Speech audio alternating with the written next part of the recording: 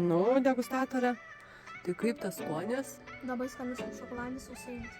Išskirtinis desertas tinka ir gimtadieniui, ir kiekvienai dienai. Šis desertas pasižymi intensyviu šokolado bei riešutų sviesto skoniu, o bolivinė balanda suteikia malonų traškumą. Tai nėra jokio glitimo, nėra jokių miltų, jokio pieno produkto, tikrai tinka tiems, kas nori pasimėgauti išskirtinio skonio, bet sveikų desertų. Naudok gerą juodą šokoladą, kurį išmaišyk su riešutų sviestu ant kaitlentės ir įdėk truputį cinamono, agavų sirupo ir visą gautą vienalytę masę išmaišyk su pustomis bolivinėmis balandomis ir dėk į silikoninės keksiukų formules ir talpink į šaldytuvą 1-2 valandom, o aš laikiau tik tai 15 minučių, nes jau skubėjome ragauti. Skonis nuostabus. Bolivinė balanda prilygsta vienam iš super produktų.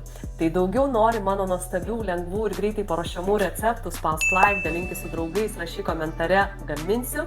Ir daugiau mano receptų, mitybos patarimų rasi Sveikatai palankus svetainėje.